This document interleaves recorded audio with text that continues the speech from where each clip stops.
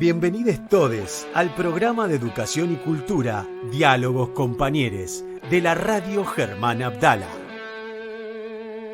Producción y conducción, militantes de Patria Compañera. Nuestras vías de comunicación: Facebook, Patria Compañera; Instagram, Patria Compa; Twitter, Patria Compañera.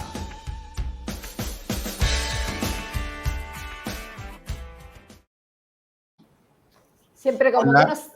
¿Cómo andas, Armando? No, siempre me quedo pegadita con más ganas de los redondos cuando escucho nuestra entrada. De paso le contamos a la audiencia, que nunca le contamos, que eran los redondos, pero seguramente ya se dieron cuenta. ¿Cómo estás, Armando? Hola, Alicia, ¿qué tal? Buenas tardes para vos y para toda la audiencia y los compañeros que colaboran con el programa. Hablando de redondos, viste que está empezando a resurgir Sky Bellinson y el Indio por otro lado, ¿no? Sí. El Indio creo que está haciendo una publicación nueva de temas. Así es, así es. Así que lo vamos a escuchar seguramente con muchas ganas. Bueno, hoy tenemos un programa donde tenemos de todo, frase nunca dicha en la radio. Pero bueno, también es nuestro programa anterior a las elecciones. Esta vez no son las PASO, esta vez son las elecciones legislativas, definitivas, donde ya con mucha más razón se juegan muchas cosas que tienen que ver con nuestro futuro. Así que, si te parece, Armando, por ahí como para abrir un poco el diálogo, ¿no? Y poder comentar con nuestra audiencia algunas cuestiones que tienen que ver o recordar, refrescar por qué es importante que vayamos a votar por un lado y por qué es importante que apoyemos al Frente de Todos en este caso, ¿no? Por ahí podríamos conversar un poquito sobre esto. Sí, tal cual, Alicia.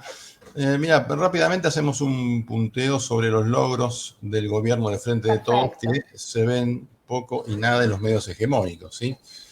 Por caso, remedios gratis para jubilados, ley de zonas frías, donde en las zonas más frías del país tuvieron que pagar menos del consumo de gas natural. Se volvió a restablecer el plan Conectar Igualdad, modificación del alcance del impuesto a las ganancias, ¿sí? También el aporte extraordinario a las grandes fortunas, que la mayoría, por supuesto, aportó, y los pocos que no aportaron van a sufrir un trámite de intimación y de reclamo por parte de la AFIP. La ley de movilidad jubilatoria, entre otros tantos que podemos mencionar de todo el logro de nuestro gobierno a pesar de la pandemia en todo este tiempo, ¿verdad? Exactamente. Y también por ahí repasar, porque una cuestión que a veces uno no recuerda, ¿no? Pero que es una de las cosas que nos parecían siempre tan importantes en el gobierno durante el gobierno de Néstor, durante los gobiernos de Cristina, que uno se acostumbraba a escuchar buenas noticias y después un poco perdimos ese tema. Pero después de las PASO, inclusive, siguieron ocurriendo un montón de medidas que tienen que ver con el aumento del salario mínimo, con una nueva suma del mínimo no imponible en el impuesto a las ganancias, con el aumento del salario familiar, con todas las medidas que tienen que ver con las jubilaciones anticipadas para los compañeros y compañeras que por supuesto tienen problemas con la regularización de sus aportes, viaje de egresados gratis para estudiantes de la provincia de Buenos Aires, congelamiento de precios, plan para reducir la informalidad del empleo doméstico, programa de empleo, bonos para jóvenes para consumos culturales. Realmente toda una serie de medidas de gobierno que no hemos parado a pesar de no haber tenido un resultado favorable en las PASO, y sin embargo, como veníamos trabajando, continuamos trabajando también. Sí, además, es un gobierno, a pesar de todos los contratiempos, y de que es un gobierno de coalición que se va construyendo en la práctica. Y es un gobierno que está vivo y que está activo permanentemente a pesar de todo esto. Pero además, no solo eso, está activo en función de las necesidades de las mayorías. Exacto. ¿Sí? Cosa que nos pasó exactamente lo contrario con la gestión anterior del macrismo. Y otro tema importante, Alicia, que tiene que ver con nuestras entrevistadas, mujeres ambas, Exactamente, ¿sí? mujeres ambas. Por Lucía eso Yáñez, estamos, sí, decime. Lucía Yáñez y Mónica Macha, por eso estamos como un poquito más aceleradas y acelerados hoy en esta primer parte del programa, porque queremos compartir con ustedes estas entrevistas que vamos a realizar tanto a Lucía como a Mónica, obviamente con las diferencias que cada una de ellas va a aportar y la singularidad, pero también, bueno, aprovechar este programa y aprovechar la entrevista que le hacemos a estas dos compañeras para reivindicar el lugar que las mujeres hemos ocupado como militantes en la lucha política, en cargos públicos, una lucha política que no es nueva, que se remonta también a los tiempos de la independencia, que se remonta a figuras tan importantes como pueden haber sido no sé, desde Mariquita Sánchez de Thompson hasta Alicia Moró de Justo, Julieta Lanteri, todo lo que tuvo que ver con la sanción del voto femenino y las luchas de las mujeres independentistas en su momento, sufragistas más tarde, la figura de Evita Perón. ¿Qué más podemos decir? Sí, bueno, Evita también organizó la rama femenina del peronismo, ¿sí? Así Logrando es. cupos de hasta el 33% en la estructura del partido y repitiendo este logro en las listas parlamentarias, ¿sí? En la década del 90, la ley 24.012 determina la participación de las mujeres con un piso de un 30% en las listas legislativas. Sin Así es. embargo, bueno, la aplicación del cupo femenino en el Senado se retrasó hasta 2001, porque fue recién en ese año en que la elección comenzó a ser directa, la elección de senadores nacionales. Así es. Y en el 2007 asume Cristina Fernández de Kirchner como presidenta y reelige en 2011. Y actualmente, por supuesto, sabemos que es la vicepresidenta de la Nación, Alicia. De la Nación. Y también aprovechamos para comentarles que, bueno, Cristina fue operada en el día de hoy, por suerte todo ha salido muy bien, así que la compañera está bien y vamos a tener compañera para rato, así que también aprovechamos para alegrarnos aquí por las buenas noticias de su operación y, por supuesto, desearle una muy buena recuperación. Si te parece, entonces vamos a pasar a las entrevistas. Roxana, si nos das, no, ¿por qué estoy diciendo esto? Si no tenemos separador de entrevista. O sí, tenemos separador de entrevista, me olvidé. Tenemos separador de entrevistas y allí vamos. Así allí vamos. Momento de entrevista. En Diálogos Compañeros. Vieron, uno pasa por el mismo programa mucho tiempo, pero nos olvidamos de lo que tenemos y no tenemos.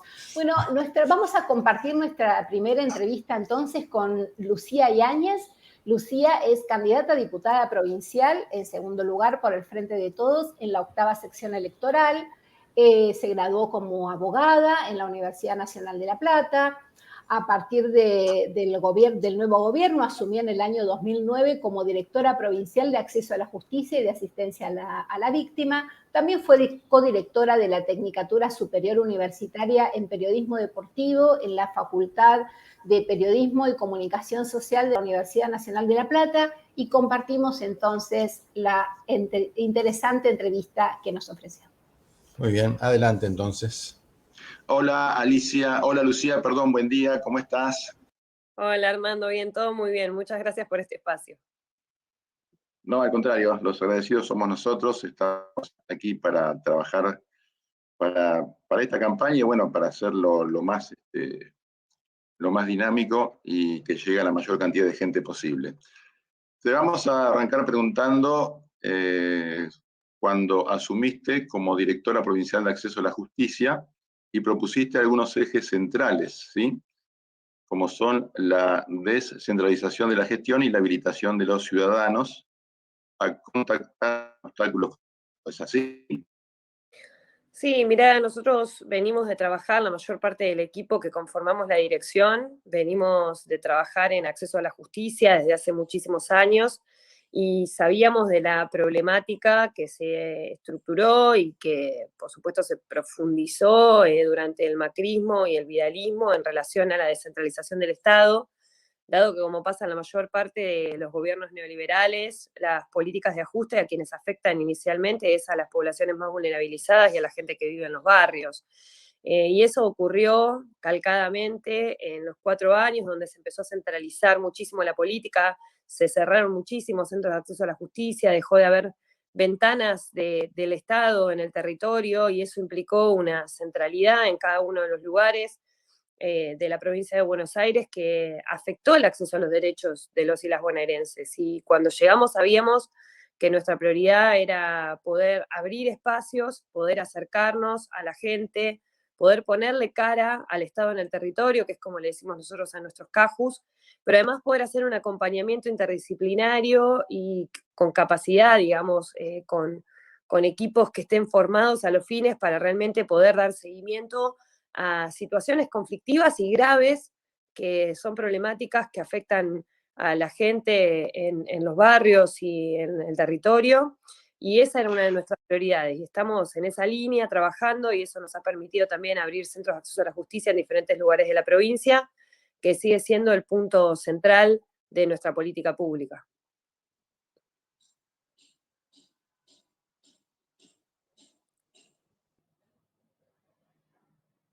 Uy, se trabó, no te escucho yo, Armando.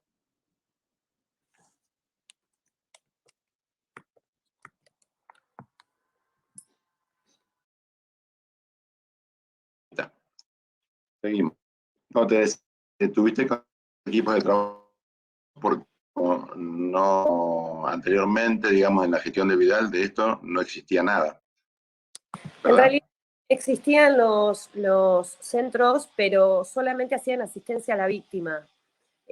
Provincia de Buenos Aires tiene desde el año 2004 el Centro de Protección a los Derechos de las Víctimas, que fue creado en la gestión de de Felipe Solá, de cara a lo que había ocurrido en Cromañón y en la ampliación de los procesos que se venían dando en diferentes lugares del país para poder asistir a víctimas.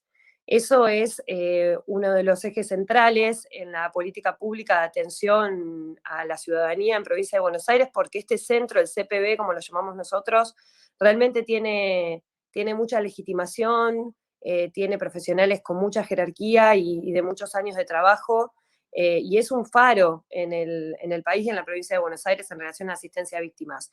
Por supuesto, el dispositivo había sido también muy dañado durante la gestión anterior.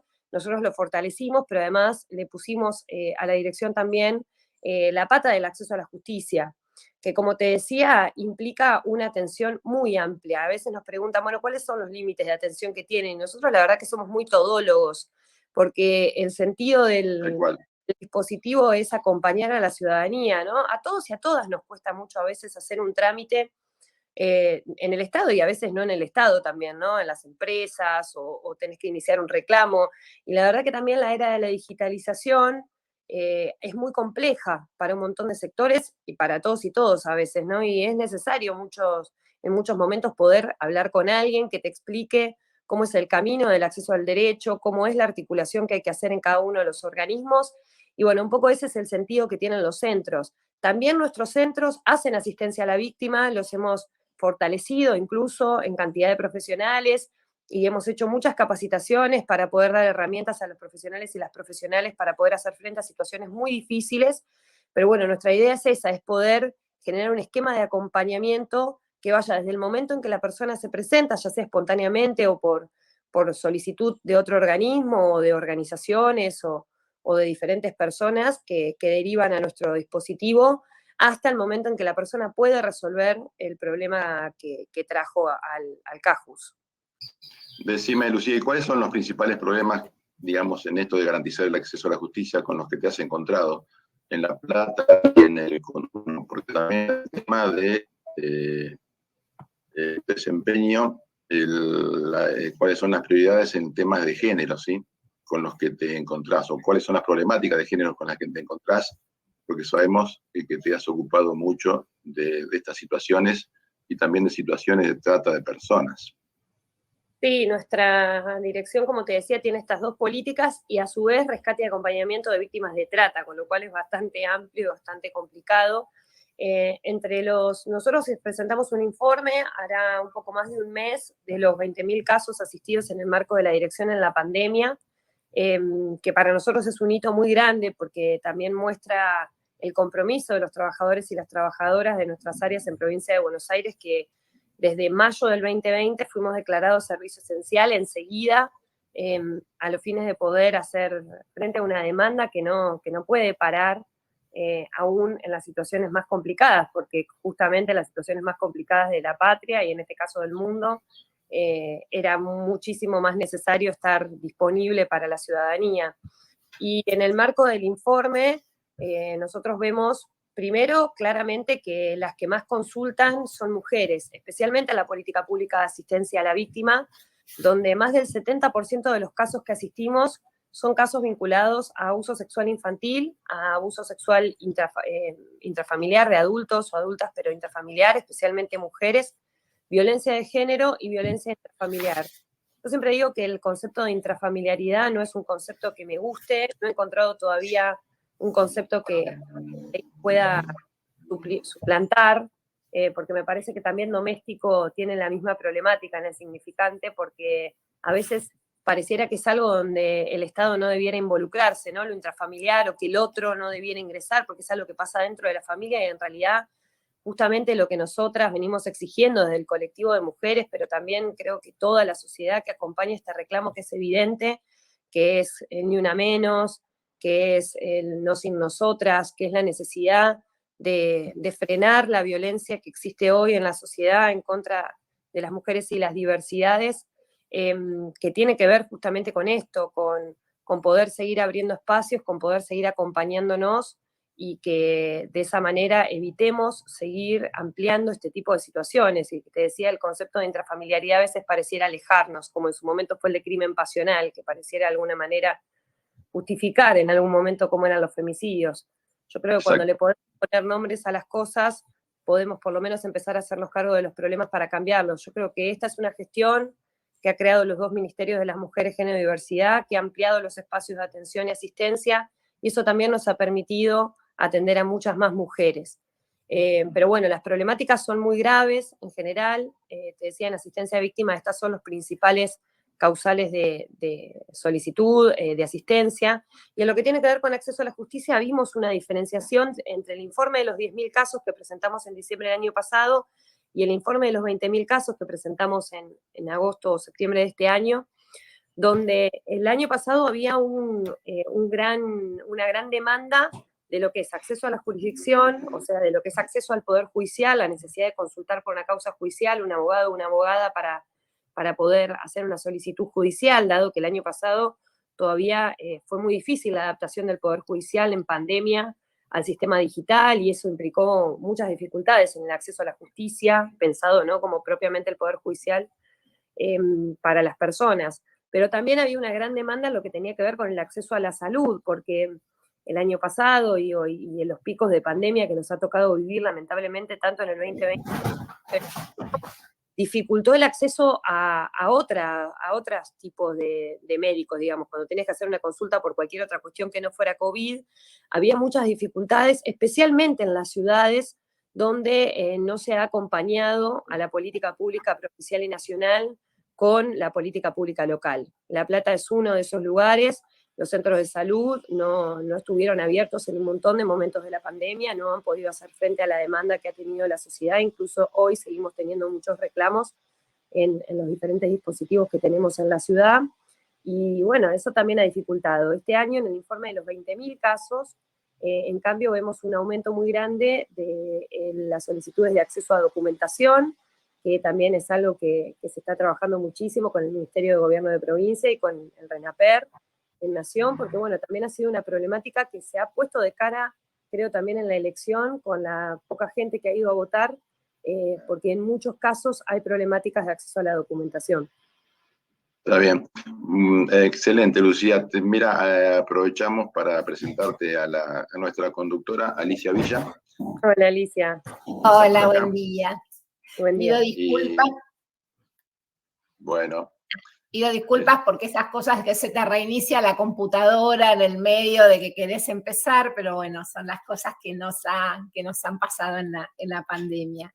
Quería preguntarte, Lucía, bueno, yo leí en estos días los dos informes, ¿no? El de los 10.000 y los 20.000 casos, como vos comentás, y una de las cosas que me llamó la atención es que en general uno piensa, retomando un poquito lo que decías recién, ¿no? Que los casos mirando los porcentajes un poco de las personas que asisten a los servicios de justicia, hay, por supuesto, un número mayor de mujeres, un porcentaje mayor de mujeres que necesitan de alguna manera resolver sus problemas de acceso, y un número no tan importante de hombres, pero también es cierto que es un número significativo. Y te escuchaba un poco los temas que tienen que ver con el acceso a la documentación, con cuestiones de salud, que no solo es cómo tratar con el Poder Judicial. ¿Cómo podemos pensar ya desde el lugar, desde la política, cómo resolver esos problemas que empieza a tener la gente, que vos los ves desde la Oficina de Acceso a la Justicia, pero que dan cuenta de situaciones de pobreza, de vulneración, de falta de trabajo? ¿Cómo, pensándonos más en candidata, podemos pensar en resolver ese tipo de problemas? Bueno, que vos ya los venís viendo desde adentro, ¿no? Pero desde la esfera legislativa, que es distinto de la ejecutiva en la que estabas ahora.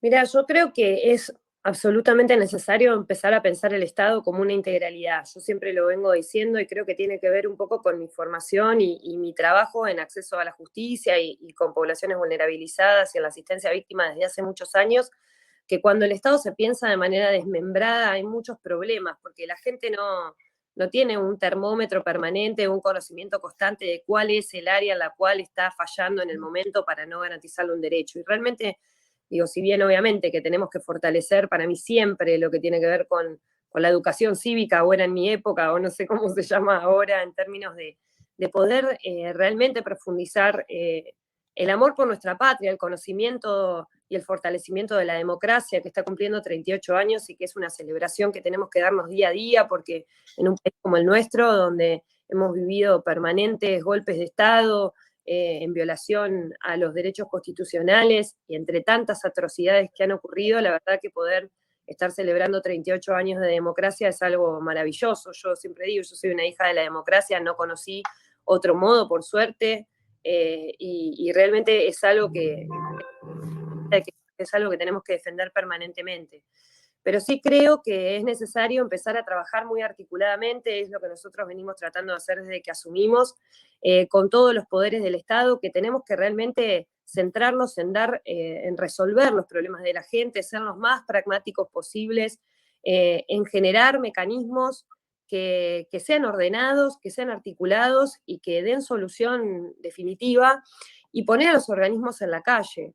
Nosotros esa es una de nuestras prioridades. Estamos trabajando, hoy estamos haciendo un operativo interministerial, y acá todos los martes y jueves de octubre y de noviembre vamos a estar en operativos interministeriales muy grandes, en donde la gente se puede acercar y resolver en su propio barrio un montón de problemáticas que va teniendo y que a veces es difícil acceder por las necesidades de solicitar turnos o por las distancias que existen a veces entre los barrios, especialmente en una ciudad como La Plata, que es tan grande y que ha crecido tanto en los últimos tiempos y de manera tan poco planificada. Por eso tenemos un segundo cordón o un segundo cordón de la ciudad que no tiene acceso a casi ningún servicio ni derechos, digamos, ¿no? No hay organismos del Estado, ni se ha planificado ese crecimiento en los últimos años, que nos parece que es algo que necesitamos empezar a resolver.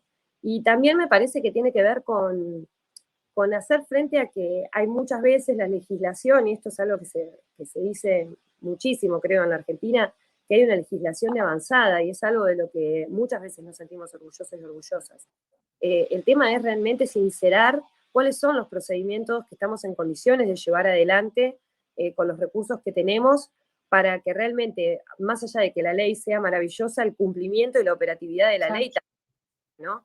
Yo siempre hablo de la situación de la ley que protege los derechos de niños, niñas y adolescentes, que en Provincia de Buenos Aires también es una ley que ha sido muy discutida, y es una ley de realmente de avanzada y que garantiza un montón de derechos, pero que en la operatividad, digo, primero hay municipios que ni siquiera han adherido a la ley, y los que han adherido no pueden hacer frente o no hacen frente al menos al cumplimiento de las responsabilidades que implica una ley que además tiene en sus manos o tiene la obligación de proteger a las personas más importantes de cualquier sociedad, que son niños, niñas y adolescentes, ¿no? Quienes necesitan una mayor condición de protección, así como las personas con discapacidad o los adultos mayores, pero ahí hay una falencia de la cual tenemos que hacernos cargo, tenemos que poder discutir de qué manera vamos a hacer que se ejecute esa ley, que sea operativa y que realmente garantice los derechos de niños y niñas, porque que solo en la ley digan cosas lindas no significa que eso después realmente resuelva los problemas de la gente. Mi premisa principal es, yo vengo del trabajo en el territorio, vengo de asistir casos todos los días, es que realmente se operativicen los derechos, que trabajemos de manera integral, pensando al Estado con sus tres poderes, con los tres estratos, digo, tanto del Ejecutivo Nacional, provincial y municipal, trabajando juntos y juntas para realmente resolver los problemas de la gente, que es lo que vinimos a hacer y es la base, digamos, de nuestro movimiento político, ¿no? Claro, claro. No, y es interesante esto que vos decís, ¿no? Por ahí la articulación territorial y la experiencia territorial en términos legislativos me parece que es como muy, muy necesaria en este momento. Te pedimos, Lucía, tu apreciación sobre la marcha del 17 de octubre. ¿Qué te pareció? ¿Estuviste? Sí, yo estuve el 17, estuve el domingo, porque ayer no podía ir porque tenía varios compromisos. Claro. Me hubiese encantado estar ayer también, realmente.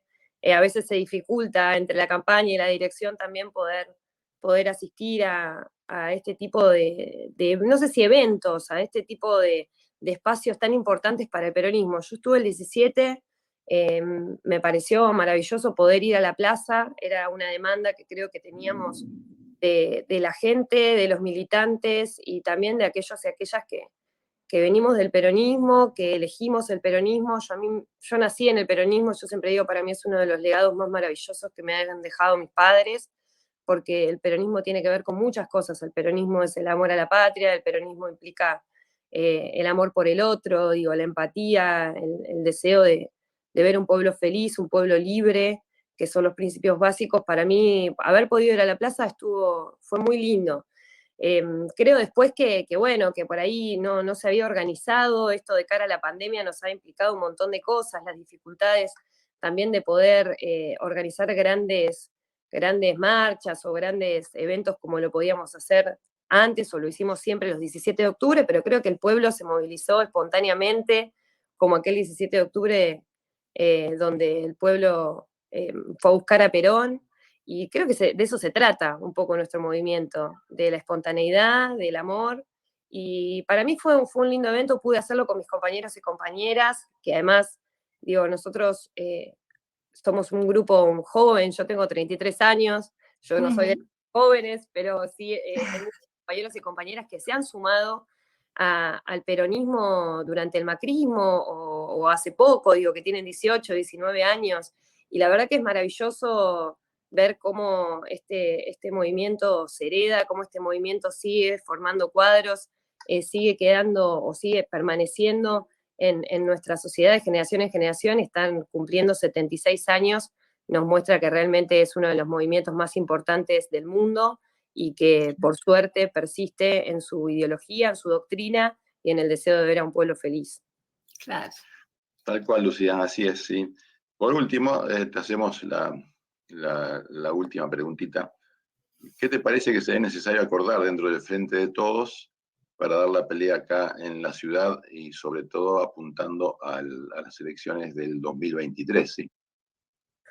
Para mí hay que apuntar a generar una síntesis del proyecto político que realmente tenemos para la ciudad. Lo que decía Perón, digo, yo a veces digo, la mayor parte de las respuestas ya las dio Perón, que es la unidad de concepción para la unidad de acción. Yo lo vengo diciendo un montón, también en plenarios y en espacios que compartimos con compañeros. Yo creo que durante mucho tiempo se ha convocado a los compañeros a la unidad de acción sin dar ámbitos para la unidad de concepción. y yo creo que la opinión de cada uno de los compañeros y las compañeras que militan en La Plata, que además es una ciudad que tiene una experiencia militante única, digo, que tiene la mayor cantidad de compañeros detenidos desaparecidos, que es una ciudad universitaria, que es una ciudad donde se han forjado muchísimas luchas. Me parece que es un espacio que nosotros nos tenemos que dar.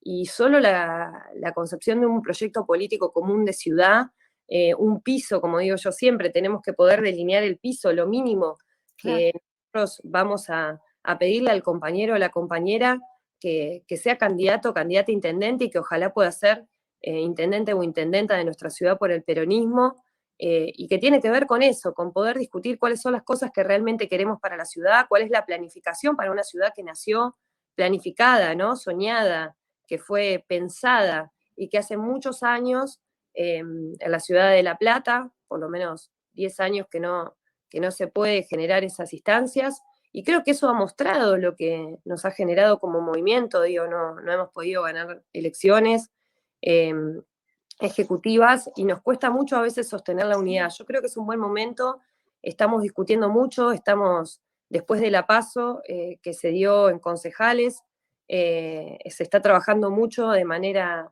conjunta con los diferentes sectores del peronismo. Ojalá se puedan incorporar todos los sectores del peronismo y ojalá podamos discutir un proyecto político que nos permita ganar la ciudad en el 2023, que nos permita garantizarle derechos a los y las platenses que se lo merecen después de tantos años de dificultades, y además porque creo que es una responsabilidad política del peronismo llevar el movimiento a la victoria, es parte de nuestra doctrina, pero además creo que los y las platenses se merecen un gobierno que los convoque, que los contenga, que les permita vivir en una ciudad más linda. Esta es una ciudad maravillosa que merece esa planificación, merece producción, merece empleo, merece turismo, merece muchas de las cosas que en el último tiempo no han ocurrido, y el peronismo también lo merece porque somos una generación que nos formamos, por lo menos la mía, en el gobierno de Néstor y de Cristina, que nos ha tocado vivir momentos maravillosos de la patria, momentos donde todos los días había un derecho nuevo que celebrar para los sectores más vulnerables, pero además donde había producción, donde había empleo, donde los empresarios podían crecer, donde se podía ahorrar, donde se podía viajar, y creo que la ciudad de La Plata merece un poco del peronismo, merece vivir mejor, y yo estoy absolutamente dispuesta y creo que hay un montón de compañeros y compañeras que están en la misma situación para poder generar esa unidad de concepción para ir hacia la unidad de acción y llevar el movimiento a la victoria. Muy peronista, pero creo que son días de peronismo y que tenemos que poder hablar en esos términos. Sí, no cabe duda, ¿sí? No cabe duda que, digamos, el peronismo hace una impronta nacional como no la ha habido prácticamente en muchos países de Latinoamérica, digamos, y con tanta persistencia. Bueno, Lucía, ha sido un gusto escucharte. Estamos a disposición cuando necesites cualquier cosa que necesites publicar, expresar por acá o por nuestra agrupación, por el conjunto de agrupaciones que integramos el Frente de Todos. Bueno, así muchísimas que gracias. nos estamos viendo en la calle y que tengamos una buena campaña y una mejor elección en noviembre. Así es. Y llamamos a votar a todos y a todas. Sí, mejoren para la gente bien, porque estamos trabajando mucho para eso y ojalá que se vean los resultados pronto, los y las argentinos puedan estar mejor y podamos poner la provincia de pie, la Argentina de pie, y ojalá en el 2023 también trabajar porque esta ciudad maravillosa esté de pie también. Gracias. Muy bien. Muchas gracias, Lucía. Gracias, Lucía. Bueno, muy bien, maravilloso. Estás muteada, Alicia. Así es, perdón.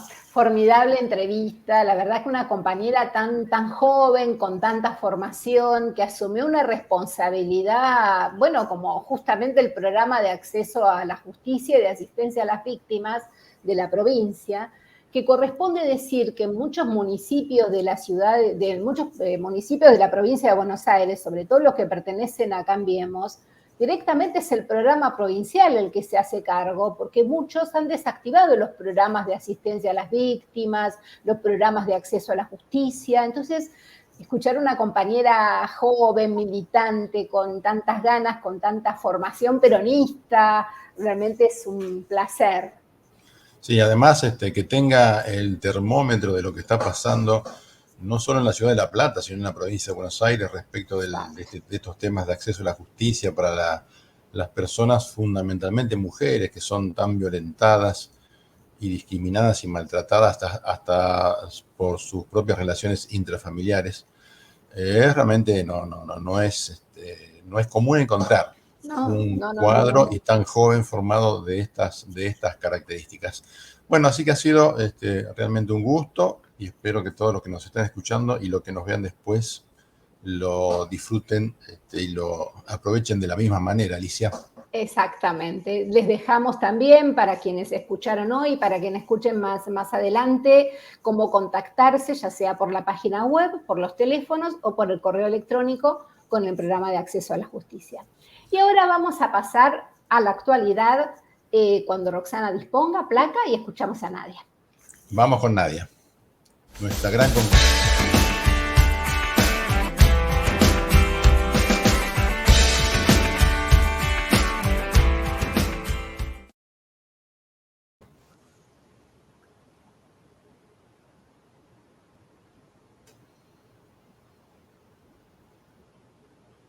Hola Armando, hola Alicia, buenas tardes también a todos y a todas los que nos están escuchando y viendo y acompañando en el programa de hoy. Y bueno, vamos a las noticias que tenemos para la actualidad, para la sección actualidad de este programa del día de hoy. Vamos con la primera, que tiene que ver con la vacunación. Crecen los contagios con la variante Delta y surge el debate. ¿La vacunación tiene que ser obligatoria?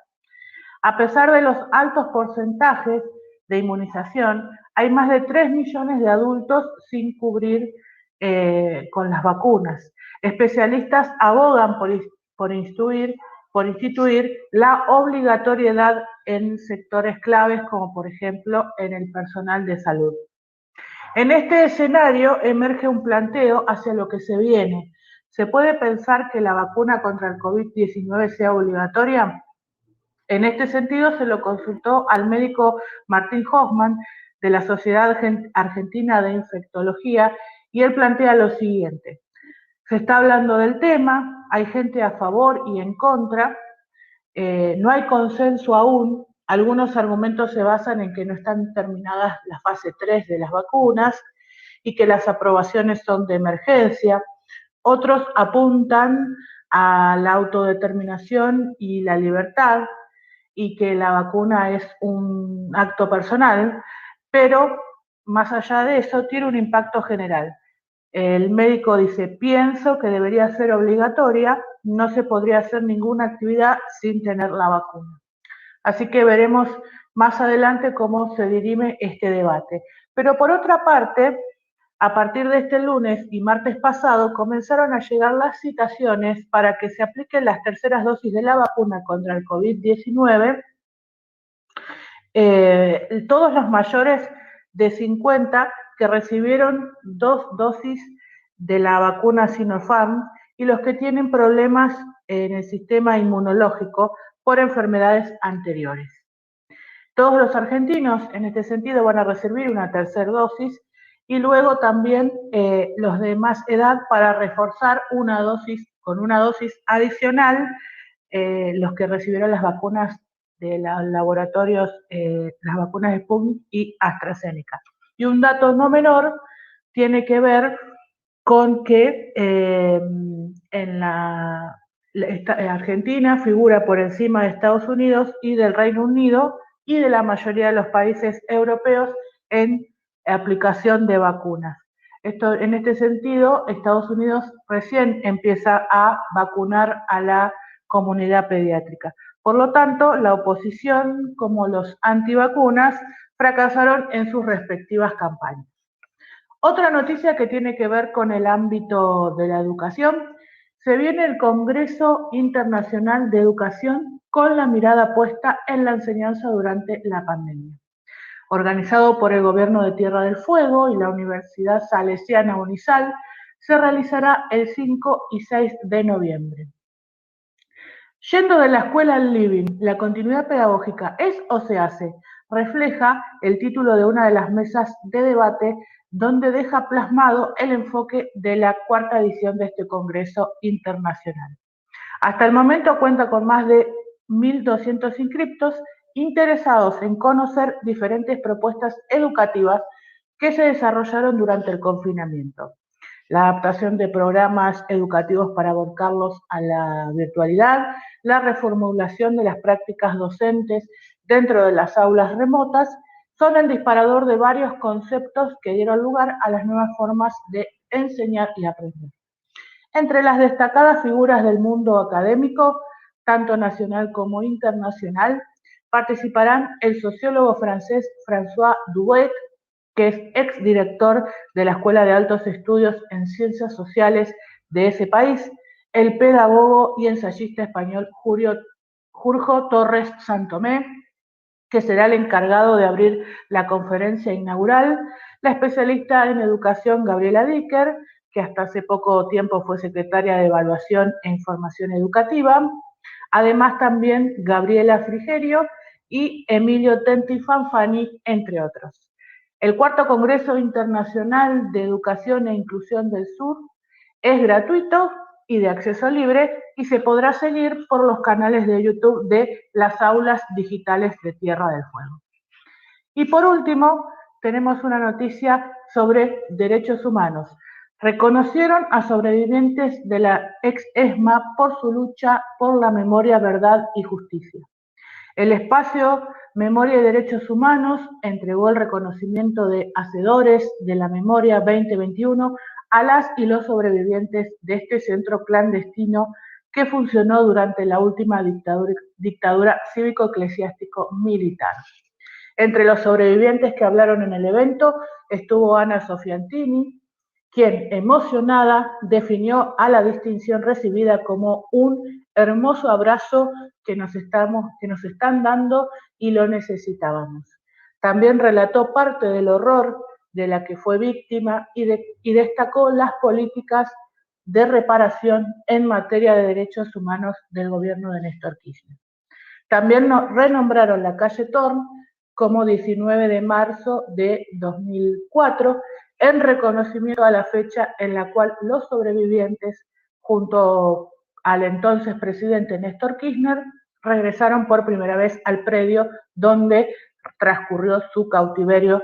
También durante la presentación se proyectaron imágenes de ese día.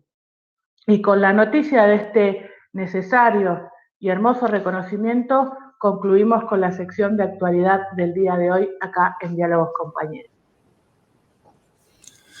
Muchísimas gracias, Nadia. Excelente la compañera Nadia, como siempre. Y siguiendo con nuestras entrevistas antes de las elecciones, entrevistamos también a la compañera Mónica Macha. Mónica es actual diputada nacional por la provincia de Buenos Aires, por el Frente por la Victoria, Partido Justicialista. Es candidata a renovar su banca como diputada nacional por el Frente de Todos, pertenece a Nuevo Encuentro. Mónica tiene una gran experiencia legislativa, fue senadora provincial en la provincia de Buenos Aires de 2013 a 2017, es psicóloga, graduada en la UBA, está formada en temas de salud pública, tiene un posgrado en epidemiología, gestión y políticas de salud de la Universidad de Lanús y es actualmente doctoranda de salud colectiva también en la UNLA. En la Cámara de Diputados, la labor legislativa de Mónica tuvo mucho que ver con la despenalización del aborto, porque fue coautora de esa ley, militó cada uno de estos votos en todos los años y cada una de las presentaciones históricas que se hicieron hasta su aprobación. Firmó proyectos de rechazo a la violencia institucional, al ingreso de la policía a las escuelas, ha tomado una postura muy firme sobre los hechos de gatillo fácil y en general ha presentado dentro de su labor legislativa numerosos proyectos que tienen que ver con problemáticas de género, con salud comunitaria y con educación. Así que cuando lo dispongas, Roxana, escuchamos la entrevista de la compañera Mónica Macha. Bienvenida, Mónica, adelante. Bueno, Mónica, bienvenida a Diálogos Compañeros. Estamos ya prácticamente en la última entrevista de esta serie de entrevistas que estamos haciendo con relación a a candidatos y candidatas en este proceso electoral. Así que bueno, es un gusto para nuestro programa, para nuestra agrupación que nos estés acompañando. Y queríamos un poco, bueno, apelar a tu experiencia legislativa, como senadora, como diputada también, y sobre todo porque nos parece a nosotros que vos jugaste un papel muy importante durante el gobierno de Cambiemos, en relación a la Cámara de Diputados, a pedidos de informe, a tener una actitud muy activa en relación a ese momento en que ellos tenían también la mayoría en las cámaras. Entonces, por ahí queríamos preguntarte para que se entienda qué es lo que se pone en juego en estas elecciones, ¿no? ¿Cuáles son los proyectos políticos que están en pugna en estas elecciones? ¿Cómo fue la experiencia de ser legisladora cuando ellos tenían el gobierno? ¿Qué fue necesario desplegar en ese momento como legisladora para sostener políticamente un espacio popular, un espacio diferente, ¿no?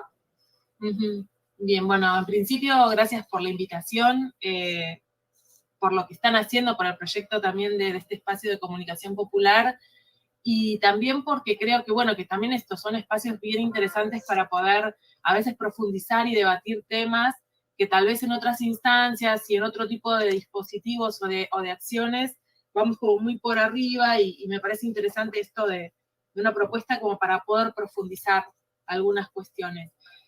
La experiencia que a mí me tocó atravesar, tanto los 2 últimos años como senadora en la provincia de Buenos Aires, como los 2 primeros en el Congreso Nacional, siendo oposición, fueron años muy intensos de trabajo, donde claramente teníamos una lógica de estar acompañando muchas de las situaciones que se iban viviendo en ese momento, ¿no? Recuerdan que teníamos, por un lado, en la provincia de Buenos Aires pudimos evitar que se avanzara con la ley de riesgos de trabajo.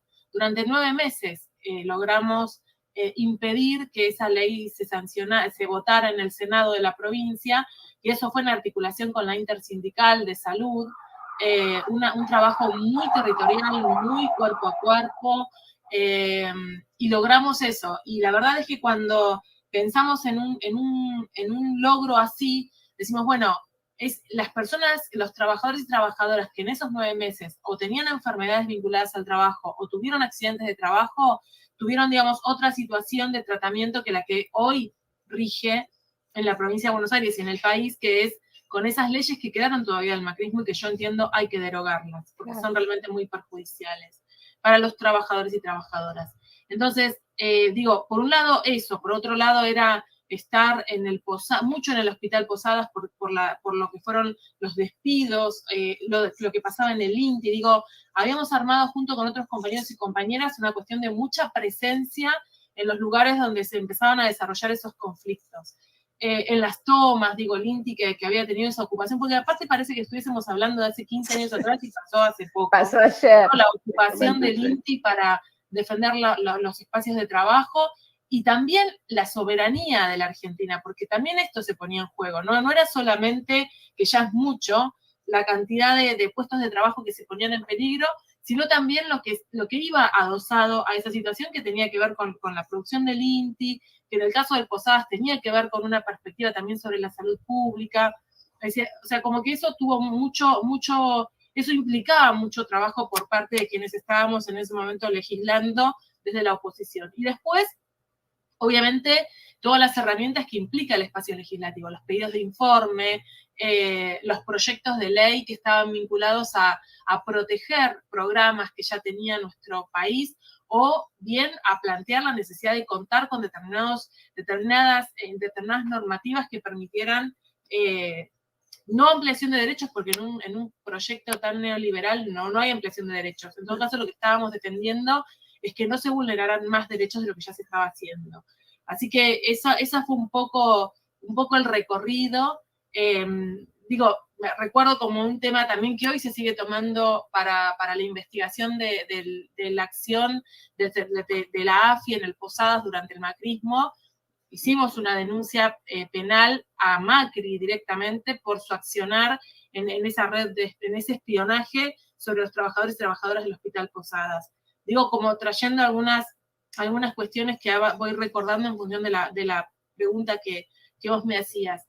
El tema de las escuelas, esto también lo trabajamos en Provincia de Buenos Aires mucho con SUTEBA, la situación de policías entrando en escuelas, cosas que eran como, cuando sucedían eran como impensables, pero estaba sucediendo, o sea, que persiguieran a un pibe hasta dentro de la escuela y que, bueno, entonces teníamos que armar un protocolo y lo armamos. Pusimos un proyecto de ley para generar un protocolo para poder también ponerle una normativa y un límite al ingreso de la policía en las escuelas. O sea, era eso el macrismo. Por eso me parece también importante, en este contexto muy cercano ya, digamos, en un contexto de elecciones, tener en cuenta que cuando discutimos sobre la conformación de las cámaras legislativas, estamos discutiendo todo esto. Estamos discutiendo qué posibilidades vamos a tener de trabajar determinadas leyes y cuánto no lo vamos a poder hacer si de repente Juntos por el Cambio logra quedarse con la mayoría en la Cámara, ¿no? Sí, Mónica, en función de esto, como también fuiste legisladora provincial, la pregunta más concreta sería cómo sintetizar entonces las razones por las que es sumamente necesario ganar estas elecciones, ¿sí? Y más teniendo en cuenta a partir de la experiencia de estos 4 años con los CEOs de empresas a cargo del gobierno. Bueno, nosotros tenemos nuestros gobiernos provincial y nacional y necesitan de cámaras legislativas que puedan acompañar los proyectos que el Poder Ejecutivo precisa para gobernar, para la gestión, y eso lo va a garantizar un bloque oficialista. Obviamente un bloque opositor lo que va a hacer, y más pensando en la lógica de Juntos por el Cambio, es obstaculizar toda esa situación. Entonces, esto es una cuestión como muy central porque no es lo mismo poder gobernar con el acompañamiento de las cámaras legislativas que hacerlo sin ese acompañamiento, porque hay muchas acciones de los gobiernos que requieren de normativas y de legislación, y no es lo mismo llevar adelante una acción y una política pública con ese acompañamiento que sin tenerlo. Hay definiciones de distintas autoridades que tienen que ver también con la provincia de Buenos Aires y que se definen en el Congreso, en ambas cámaras. Entonces, todas esas situaciones hacen muy necesaria poder contar con una Cámara Legislativa que esté en sintonía con el gobierno provincial y nacional, con nuestros gobiernos. Esto lo digo desde esta perspectiva de pertenencia al frente de todos, todas y todes, por supuesto. Claro. Así que bueno, me parece que esas son necesidades de la vida, de la gestión y de las instancias para gobernar mejor. Y además porque bueno, nosotros ahora, por ejemplo, estamos discutiendo el presupuesto a nivel nacional y a nivel provincial también. Bueno, son discusiones muy intensas donde obviamente entran a jugar, si es provincia de Buenos Aires, las necesidades de cada una de las secciones electorales y los distritos, y en el presupuesto nacional las necesidades de cada provincia de la Argentina. Y bueno, y esto también ahí se pone en juego también cuál es el proyecto de país que queremos, por el que bregamos y por el que militamos, ¿no? Ahí me parece que siempre esto también es como que esto que es una discusión política, después se pone en juego en eso, en la normativa que tenemos, en las políticas públicas que se definen, y esto me parece central en este momento. Tener una cámara donde no tengamos quórum, que hoy nos pasa esto en la Cámara de Diputados, no en el Senado, pero sí en diputados, bueno, hay leyes que nosotros no pudimos tratar, por ejemplo, todavía etiquetado frontal de alimentos, que es una discusión central para la salud de la población, y que si hoy la asociamos con esta discusión sobre los alimentos, es central. Bueno, Juntos por el Cambio no dio el quórum, no lo pudimos tratar. Vamos a ver si ahora el 26 lo podemos hacer. Perfecto. Mónica, te consultamos un poco también pensando en materia legislativa, ¿no? Porque vos sos autora de varios proyectos que tienen que ver con la producción pública de misoprostol, algunos otros proyectos que tienen que ver con la capacitación de efectores en temas de salud integral para la atención de las personas travestis, transexuales, bueno, los géneros no binarios. Y queríamos preguntarte un poco, ¿no? En el marco de todas estas leyes que tienen que ver en general con políticas de género, ¿qué es necesario promulgar? ¿De qué manera se podría lograr respetar leyes como, no sé, las leyes Diana Zacayán del cupo laboral transvesti, el cumplimiento efectivo de la ley de IBE sin las resistencias que vemos que por ahí hay algunos lugares, no solo en el interior del país, sino incluso también en la provincia de Buenos Aires? ¿Cómo avanzamos, cómo podemos avanzar legislativamente en materia de género? Me parece que el debate en relación al ámbito legislativo está como muy, muy productivo. La verdad es que vos ahí nombrabas algunos de los proyectos que presenté o discusiones en las que estuve. Sí. Y hay muchísimas compañeras que están permanentemente presentando también proyectos donde ya está incorporada la perspectiva de género o la impronta feminista, ¿no? Y son muchísimos. La verdad es que cuando van llegando esos proyectos a la Comisión de Mujeres y Diversidad que me toca presidir, también hay una producción sumamente rica en ese sentido, para las compañeras trabajadoras, bueno, todas las discusiones que se están dando en lo sindical también, ¿no? Como esta instancia de poder pensar en conformaciones más paritarias. Y para quienes estamos hoy cumpliendo una tarea en el Poder Legislativo, lograr el tratamiento de una ley, o sea, el tratamiento de un proyecto en las comisiones y llegar al recinto es un trabajo difícil, es un trabajo, vos hablabas de IBE logramos la sanción el año pasado, pero es una discusión que viene dentro del Congreso venía siendo desde 8 años de presentación de proyectos. Exacto. Y demás. Y antes había estado en la calle, o sea, es como un debate que fue cobrando fuerza a lo largo de estos procesos históricos y culturales. Ahora, nosotras ahí cumplimos un ciclo, ¿no? O sea, la posibilidad de sancionar, de lograr esa sanción de leyes, tanto en IBE como en cupo laboral, bueno, es un logro y un cierre de ese ciclo. Después viene el proceso de la implementación. Y ahí, por supuesto, que es tal vez lo más complicado, porque la posibilidad de que esas leyes se conviertan verdaderamente en proyectos, más que proyectos, en una implementación que resguarda y que promueve derechos, está vinculada a las prácticas de las personas. O sea, claro, tenemos una ley, tenemos el acompañamiento del gobierno nacional, tenemos programas y políticas públicas en la nación y en provincia de Buenos Aires y en muchas provincias de la Argentina donde hay un acompañamiento a esas leyes muy interesante. Bueno, después está qué es lo que pasa en el centro de salud, en el hospital, en las clínicas, y todo ese proceso hay que acompañarlo, yo creo que muy cuerpo a cuerpo, para cuidar y para acompañar a los lugares donde lo están haciendo bien y para tener un sentido de alerta, digamos, permanente en los lugares donde hay vulneración de estos derechos, que nos sucede bastante también. Entonces, a mí me parece que algo que tiene el feminismo es una base social muy, muy importante y organizaciones, que algunas están dentro de partidos políticos y otras no, otras tienen otra perspectiva, otra lógica, pero sí son organizaciones que están muy fuertes y presentes y que en la primera situación que se observa de vulneración de un derecho, de querer negarle una interrupción voluntaria a una persona que se hace presente en un centro de salud, en un hospital o en una clínica, rápidamente esa alarma está ahí permanentemente y cuando eso sucede todas estamos acompañando, generando instancias de visibilización para que se sepa que está pasando esto y hemos logrado revertir muchas situaciones injustas desde ese lugar. Entonces me parece que obviamente el cambio de las prácticas es lo que más tiempo lleva, pero que es a lo que apostamos y donde también hay acompañamiento, digamos, de todas las instituciones nacionales. Y además yo destaco mucho en relación a estos temas la militancia feminista y transfeminista que está como muy atenta a todo lo que va sucediendo. Exacto.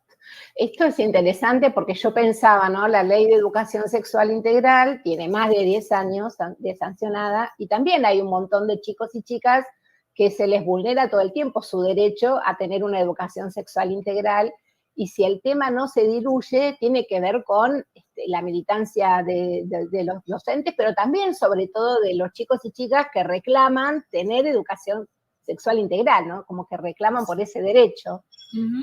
Así que realmente es muy interesante esto que vos decís de cómo la actividad legislativa tiene que tener una continuidad en la militancia para instalar estas prácticas nuevas y ir como volviendo residuales otras prácticas sociales, ¿no? En relación a estos temas. Sí, yo creo también ahí que hay algo que marcó mucho, o que tiene mucho la impronta de Néstor y de Cristina en esta construcción de leyes con mucha base social, ¿no? Pienso cuando se discutió matrimonio igualitario, digo, ahí aparecían como muchas organizaciones atrás de ese proyecto.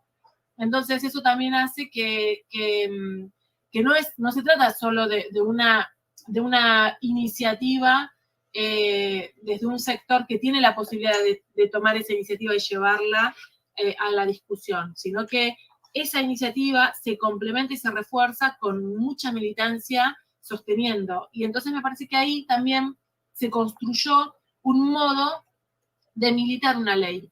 Y esto también es importante para la militancia y para todas las personas, digamos, que están mirando y observando cómo es la discusión de una ley, ¿no? Porque yo creo que hay algo que Néstor y Cristina generaron, además de esta propuesta de la militancia y de politizar lo social y de organizarnos, también de tener como, aún con lo cerrado que a veces puede hacer el Congreso Nacional, yo creo que tiene una apertura en estos años que no ha tenido en otros momentos, ¿no? Que queda como un lugar como un poco más oscuro, o más que oscuro, más encriptado, ¿no? Más encriptado, donde, bueno, ahí pasaban cosas y después nos enterábamos. Bueno, yo creo que hoy hay desde esa impronta, hay también una lógica y una apertura sobre las discusiones legislativas y sobre lo que pasa en la Cámara de Diputados y en el Senado, con mucha más participación de organizaciones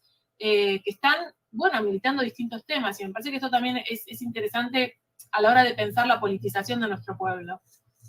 Sí. Así es, Mónica. Bueno, otro ejemplo respecto de eso es la ley de medios, que se discutió a lo largo y ancho de todo el país con una cantidad de organizaciones impresionantes, y más allá después de lo que fue, digamos, el resultado de esa ley en los 4 años de macrismo.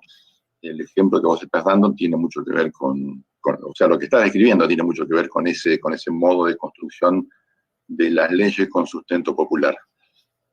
Mónica, para ir más o menos cerrando, un tema, digamos, y una pregunta respecto de la deuda con el Fondo Monetario y otros organismos internacionales. ¿Ves alguna alternativa que no condene al pueblo a su pago, digamos, a estar atados durante años con esa cuestión? Y esto lo están discutiendo a nivel del bloque, y así como se pidió de manera muy clara en la Plaza de Mayo en este 17 de octubre. Y la otra parte de la pregunta sería si te parece que seguirán las discusiones internas sobre esto dentro del Frente de Todos y cómo es posible llegar a acuerdos.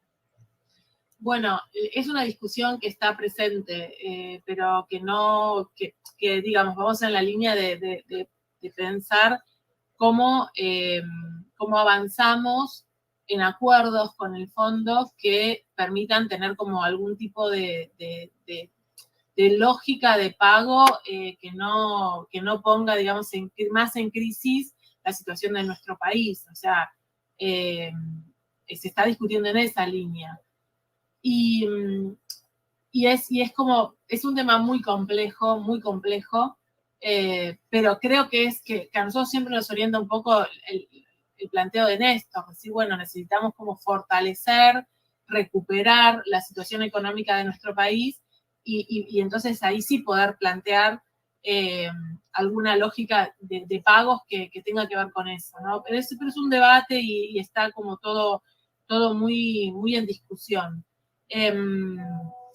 Sobre el Frente de Todos, yo creo que nosotros logramos construir una herramienta que nos permitió recuperar el gobierno del Estado en 2019 y que nos implica también, bueno, gobernar todo este tiempo en una situación que obviamente es un armado muy amplio, muy heterogéneo, entonces, donde no es insólito que tengamos tensiones. Yo creo que hay algo como del conflicto y la tensión que son parte de la vida política y que yo lo naturalizaría también en ese sentido, ¿no? O sea, pretender que todos estemos de acuerdo en todo y es difícil en los espacios humanos y mucho más cuando hablamos de un frente tan heterogéneo. Todos tenemos claridad de que esta es la herramienta y también que lo necesitamos porque además la situación de las fuerzas políticas en la Argentina, bueno, hoy tienen una construcción en Juntos por el Cambio también de una población, un porcentaje importante de la población que acompaña esa propuesta. Entonces, digo, también eso genera como mucha responsabilidad en quienes somos parte del Frente de Todos, de cuidar esta herramienta y esta posibilidad de discutir adentro, por supuesto, y tenemos tensiones y discusiones, y no todos pensamos lo mismo, y es así, y con eso convivimos, y me parece que lo más sano y lo más, si se quiere, lo más maduro tiene que ver con poder pensar esto como parte de la vida política y de la discusión política.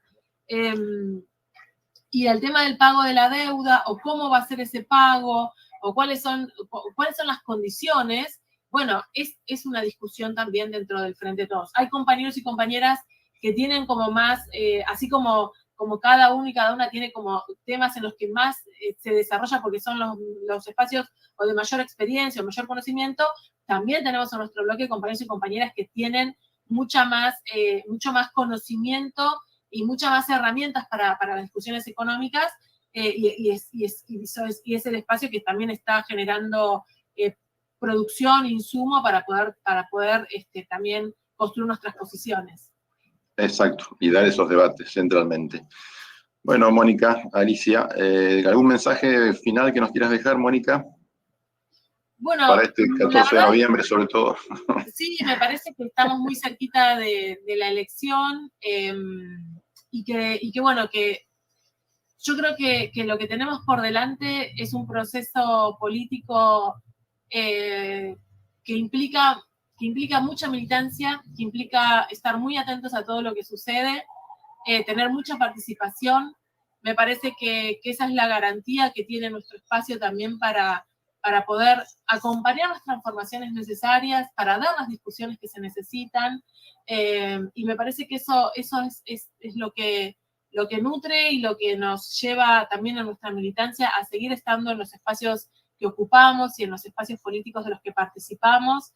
Creo que es por ahí, creo que siempre es interesante pensar cómo construimos y cómo aportamos a una construcción social y política diferente, y que eso es involucrándose, no es con indiferencia, sino que es con participación, con involucramiento, con discusión, y con esa sensación también, o con la convicción de ser protagonistas del tiempo que nos toca vivir. Exactamente. Bueno, perfecto, Mónica. Muchísimas gracias. Probablemente en algún momento más relajados de la coyuntura electoral, por ahí te convocamos como para hablar de algunas cosas específicas que nos interesan por ahí de salud comunitaria y de cuestiones que sabemos que vos trabajás mucho y muy bien. Pero bueno, en esta coyuntura fue un placer poder entrevistarte. Te agradecemos muchísimo tu tiempo y la disposición. Y bueno, también quedamos desde nuestra agrupación, desde Patria Compañera, a disposición tuya. Bueno, muchas gracias, y cuando ustedes quieran volvemos a encontrarnos y a pensar de manera conjunta. Muchas gracias. Gracias. Gracias a vos, Mónica, gracias por todo. Un abrazo fuerte. Muy bien, excelente. Muy bien. También la entrevista a Mónica. La verdad que un placer escuchar a las dos compañeras. Totalmente, sí. Sí, además en este caso, como es el de Mónica, con mucha experiencia transitada en el Congreso Nacional, ¿no? Exactamente. Qué buena esa definición de que ha dejado, sobre todo con los gobiernos de Néstor y Cristina, el Congreso ha dejado de ser un lugar encriptado y oscuro. Exactamente. Para pasar a responder a las necesidades populares y a la posibilidad también de militar los proyectos de ley que tienen que ver con esto, con los intereses de la población. ¿Sí? Exactamente. Me parece que ahí hay un concepto que es esta idea de llevar adelante, de llevar al Congreso las leyes que tienen base social, ¿no? Porque en realidad los cambios legales y los cambios legislativos no suelen ser vanguardistas. En general los cambios empiezan en los procesos sociales, en la militancia, en el pueblo, en la calle, en las demandas, y las leyes vienen después a constituir en un derecho legitimado por las cámaras, por supuesto, muchas cuestiones, a un derecho legal, digamos, desde las cámaras, muchas cuestiones que ya son derechos legítimos por los cuales el pueblo, los movimientos sociales vienen luchando y defendiendo, ¿no? Entonces me parece que hay algo de lo que dice Mónica que tiene su valor pedagógico, ¿no? Que es entender cuál es la labor legislativa, los compromisos y la responsabilidad que implica la labor legislativa, pero al mismo tiempo entender que el mundo no lo cambian las leyes, ni lo cambian los legisladores, ni las legisladoras, ¿no? Sino que lo cambia el pueblo.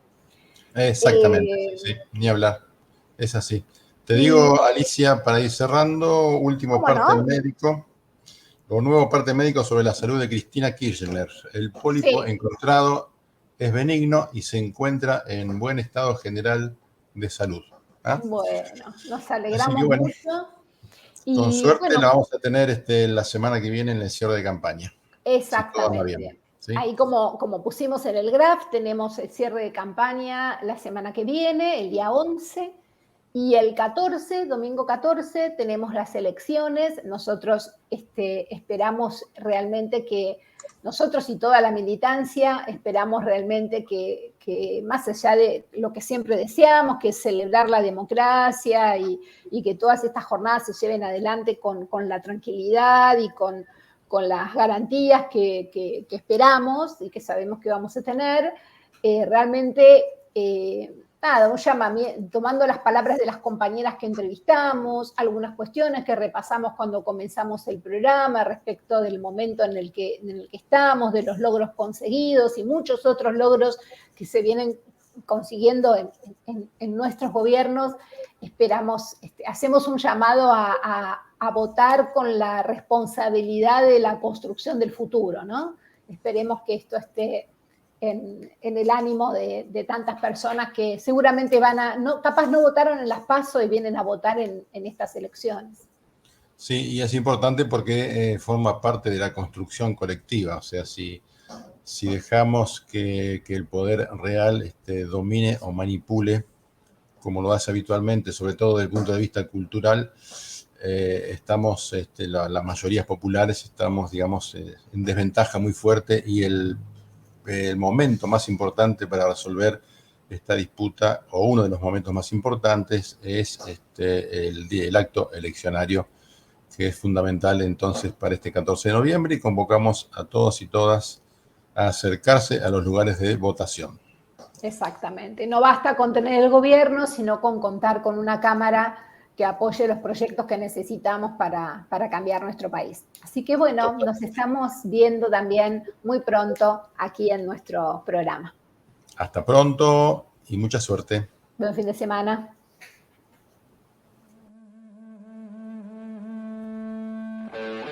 Este programa fue una producción de Patria Compañera. Nos pueden ver en la semana en nuestras redes sociales y en las de la radio Germán Abdala de AT Capital. Nos encontramos el próximo jueves a las 19.